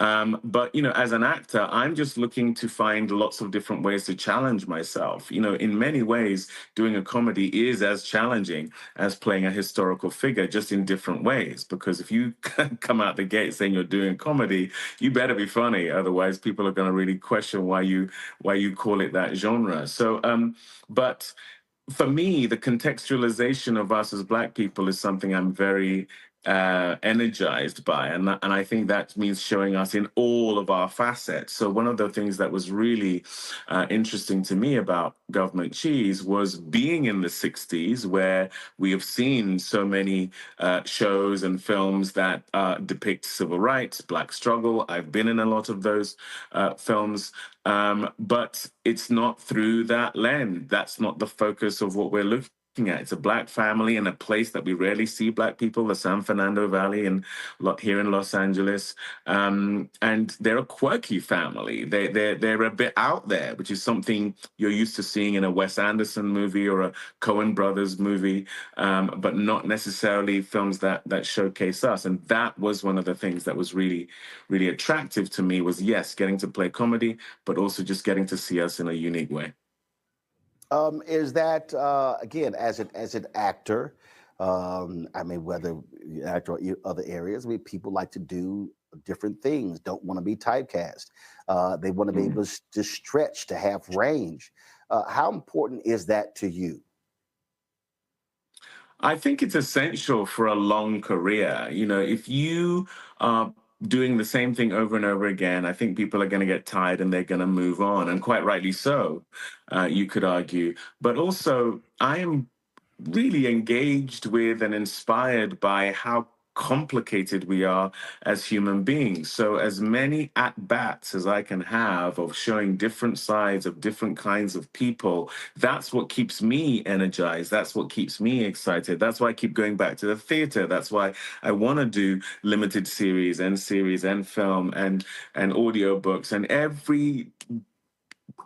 everywhere I can go to tell stories, to be afforded opportunities to play characters the likes of which are nothing like me. Like I say, I think that's the path to a long career, but that's also how you stay energized and passionate about being an artist. Is there a particular role or a thing that you really wanted to do that you haven't done yet? Oh gosh, I still feel very in my body. So to do more action, things that allow for that side of me, which I think people David also haven't Oyelowo seen. as a superhero. Well, I actually thought Bass Reeves is a bit of a superhero, in terms of what he does. Right. And that was amazing for me, being on a horse all day, in an epic Western of that nature. That was great, and like I say, that was very physical, as well as historical, as well as adventure and all those kind of things. So, I've been trying to get a reboot of The Rocketeer going for a while, and that was going to be my attempt at playing a superhero. Maybe that still comes to fruition. But yeah, there's so much I still want to do, and there's so much opportunity I still want to afford. The great thing about being a producer, having a production company, having a streaming platform is that you can create opportunities for other people. There are roles that, I'm on the wrong side age-wise to play, but there are others who I really want to see, in those roles. It was one of the beautiful things about doing Bass Reeves was getting to see Lauren E. Banks and Grantham Coleman and Tosin Moran Fuller and Joaquina Calacango and Demi Singleton and Lonnie Chavis, these younger actors, get the opportunity to do the kind of thing that just wasn't there when I was their age. I don't know that there was a show like Bass Reeves that was really focused on the Black characters, not the white characters. So that's amazing. If I get to direct The Waterman and again have Lonnie Chavis in that film, or I get to produce Don't Let Go and give Storm Reed that great opportunity she had in that film, those are also the opportunities I'm really looking for. I know, as you were talking about that, what immediately came to my mind, and I know Danny Glover for a long time was trying to get this made.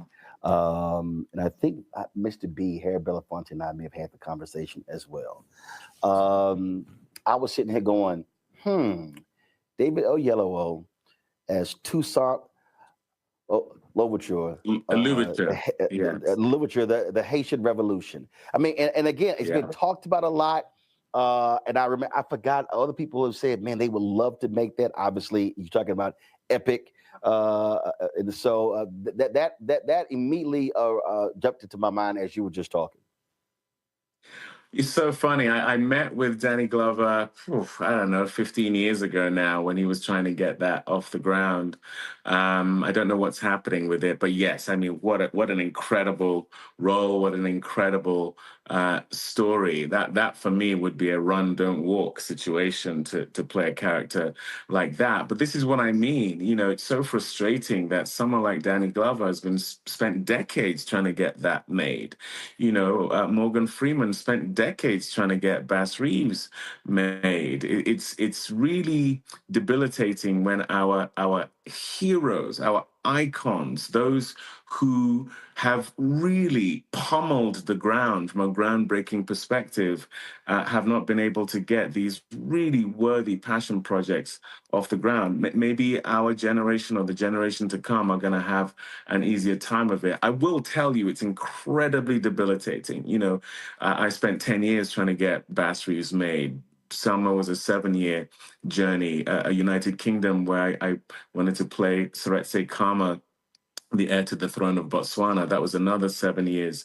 You know, it's the knockbacks, the rejection, the racism, the self-doubt, the insecurity that trying to get these things made engenders. It's erosive, you know. But like I say, you know, we're in it, and it's worth the fight.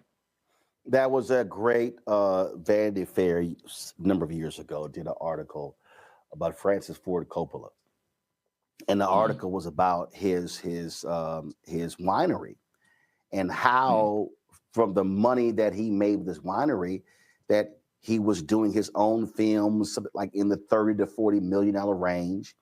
He didn't have to ask anybody's opinion. He funded them himself because of what he was making.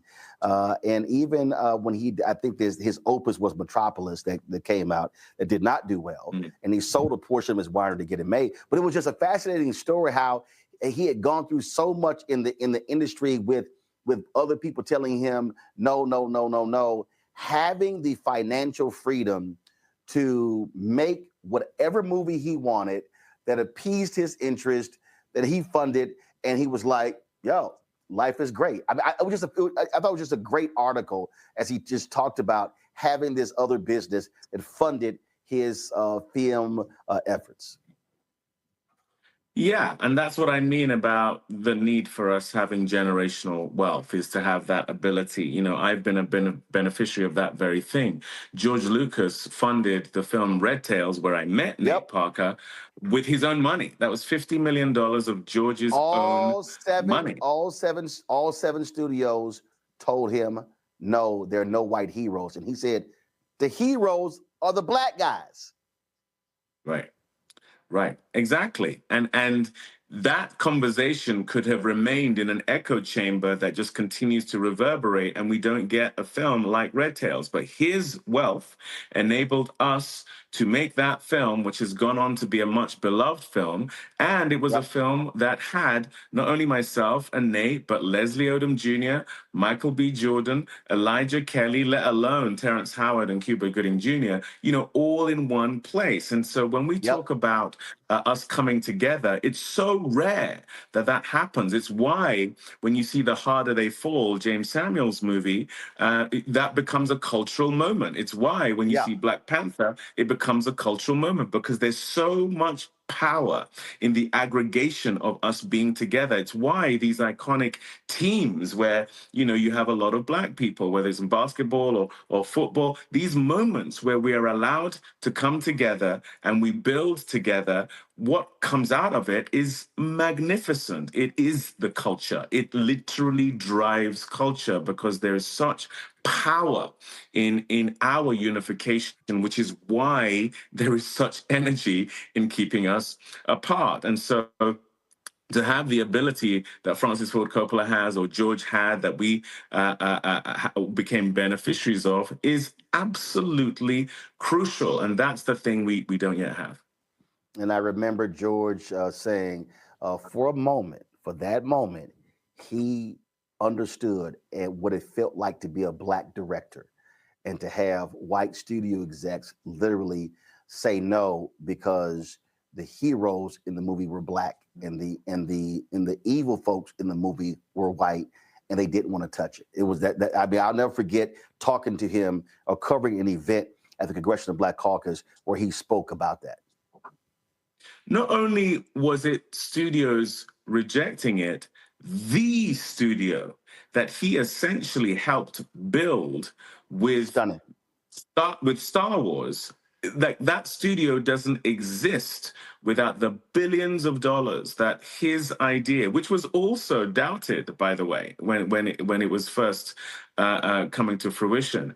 That same studio was the one that wouldn't support the guy who had essentially fed them for a long time. So it just goes to show how insidious, how intentional, and how challenging that circumstance is. If George Lucas is having that issue, you can only imagine what it's like when you don't have those resources and that notoriety. A couple of more questions. One, the streaming services, has that, now granted, we've seen a significant cutback from about 2 or 3 years ago when it was just billions being spent on content, but has the streaming services, but also the internet, you take with Manza, you take with YouTube, you take all of this, do you believe that's really blown the hinges off the doors for content creators to be able to get their vision to the public because you don't have the same gatekeepers as you used to? I can see a very clear uptick in my own career tied to the rise of streaming. And I think that's to do with the fact that streaming came along and gave us raw data, whereas beforehand it was anecdotal. It was a handful of people who had green light power. It became a self-fulfilling prophecy in terms of the decisions they made because they would support the decision they made with marketing dollars, and they would create stars that were younger, better-looking versions of themselves in order to perpetuate this sort of supremacist mindset that I truly think is at the center of what was driving the business back then. This raw data component is something that cannot be denied. It's the only way a show like Squid Game becomes a huge hit on Netflix. There's no way that they are greenlighting a foreign language film of that nature with the notion that it's going to be a worldwide hit. I don't think we get Bass Reeves made as a movie back in the day, but streaming comes along and you have Taylor Sheridan who has all this success with Yellowstone and then 1883. So you have a path to success. It's indicative that people are watching a genre that Hollywood had decided was dead, the Western.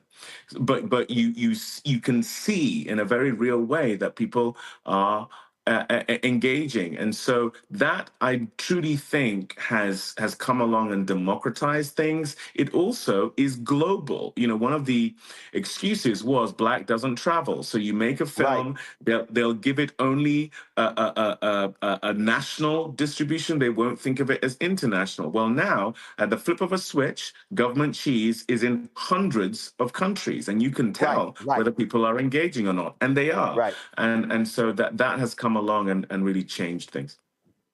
Last question for you. When someone sits down, grabs that remote, and they watch 10 episodes of Government Cheese, what do you want them to come away with? What do you want them to feel? Well, I really hope they'll see themselves in it because it's a quirky family. It's a show the likes of which I would argue you've never seen before, but I would say if you're part of a family, if you have either had children, had parents, had growing pains, had marital issues, had aspirations to give your family a better life, you will see yourself in this fantastical, absurdist, hitherto unseen family and place and way of telling a story. You will see yourself in it. And, you know, when I talked earlier about storytelling being an engine for empathy, I truly believe we are more alike than we are different. And that, I think, is the way you break down prejudice. And we do it, I believe, in this show in an entertaining and fun way. We show you a family in which you are going to see your own family, and hopefully you'll have a few laughs along the way. All right. Dave, it's always great to chat with you. Good luck with Government Cheese on Apple TV Plus, and man, just keep handling your business and just wave at the haters. That's what we do. We smile and wave and keep it moving. Yes, sir. Appreciate it. Thanks a lot. Thank you. Take care. Bye, brother.